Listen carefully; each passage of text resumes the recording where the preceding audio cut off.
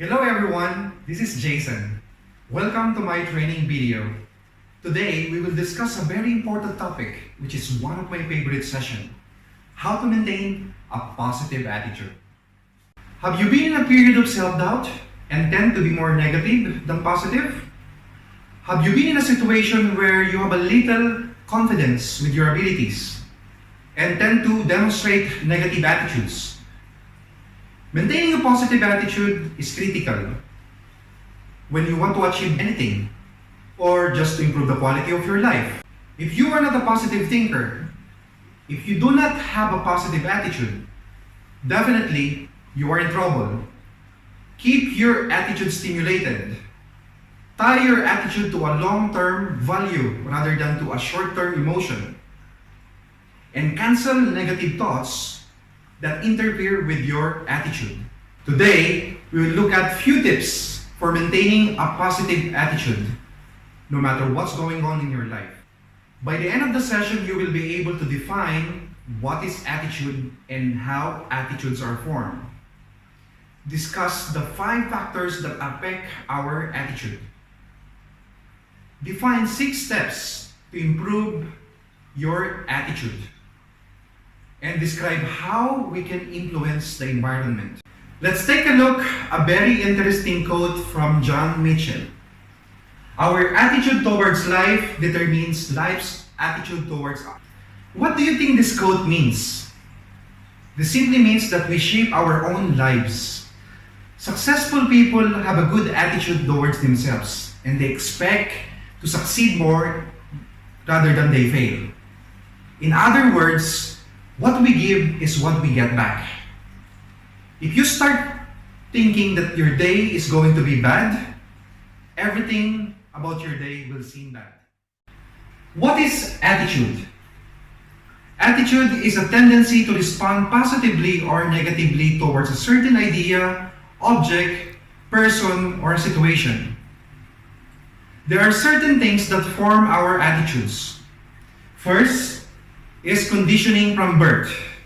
What we have been taught by our parents determines our attitude towards certain things. If we were taught that stealing is bad, then our attitude towards stealing would be negative. Second, develop from experiences. Certain things that we experience in life can we make form as an attitude. For instance, we were robbed in the night, we would be afraid to go out in the night. There are 5 factors that influence attitude. First, other people's behaviors, negative work, environment, negative worldview, changing environment, and past experiences. How can other people's behavior influence you? Other people's behavior can positively or negatively affect a person's attitude. A person may not always be aware of his attitude. People with these types of attitude towards work may likewise affect those around them and behave in a manner that reduces efficiency and effectiveness. Second, negative work environment. No one appreciates your contributions, too much work, not enough help, longer hours in your work, budget constraints, staying ahead of competition, poor direction, and team members complaining. Third is negative worldview. Imagine you turn on TV or pick up a newspaper and all the news was negative. It would affect how you viewed life. Watching negative news in media can affect our attitude towards life. Next is changing environment. After the way we think, it makes life uncomfortable for a while. Causes stress if one is not prepared. And change is not always a bad thing if we are prepared for the change.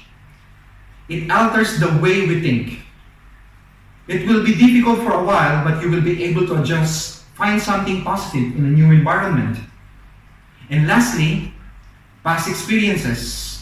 Your attitude may be affected by past experiences and affect the way you act or think.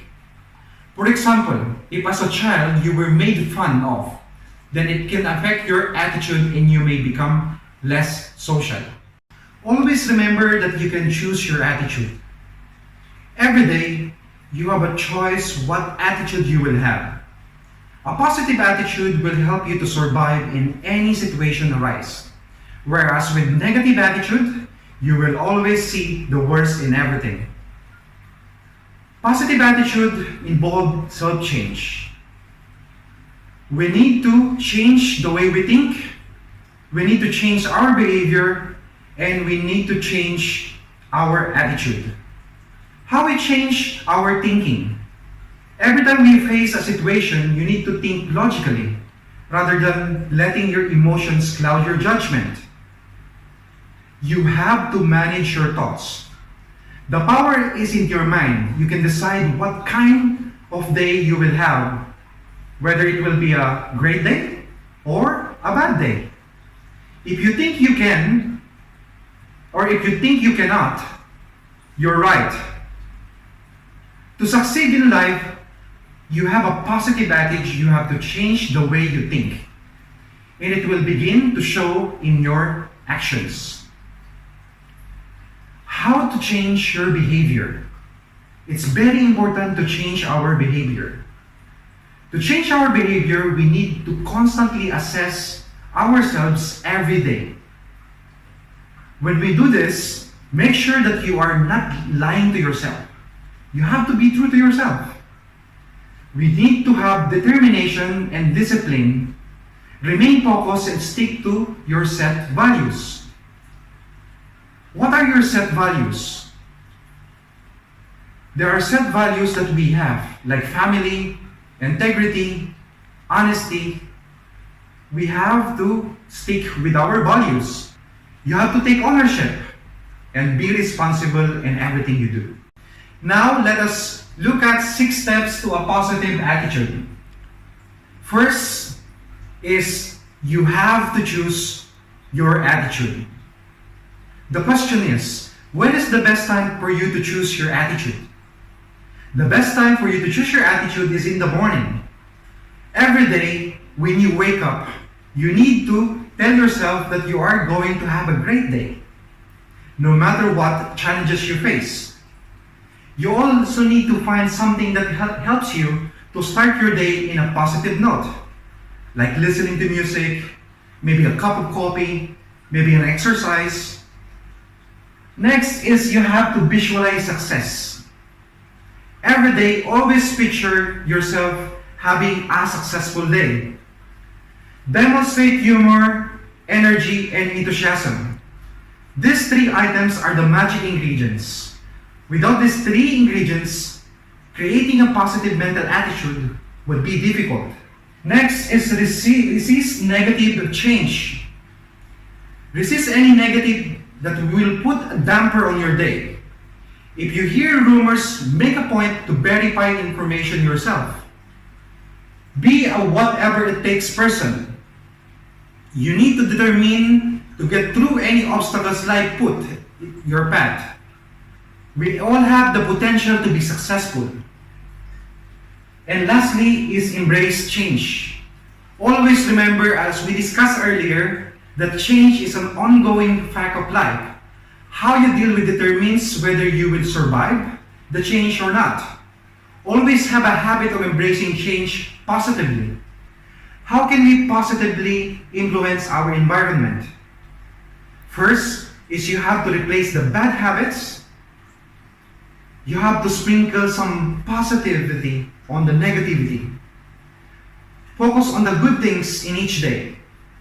Say please, thank you, as a positive words. You always have to evaluate your behavior. And most importantly, never miss an opportunity to give a compliment. You always have to watch your words because they become your actions, and watch your actions because they become your destiny. I would like to conclude by saying that to maintain a positive attitude, you have always to remember that you are the one with the power and in control of your attitude. You can decide to live a positive life, see the good in situation, and work to resolve any conflict in a reasonable way. And also remember to keep your chin up, and you always have to show smiles to everyone.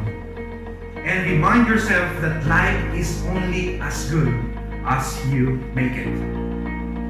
I hope that you've learned and enjoyed this training video. Thank you for watching and have a positive day, everyone.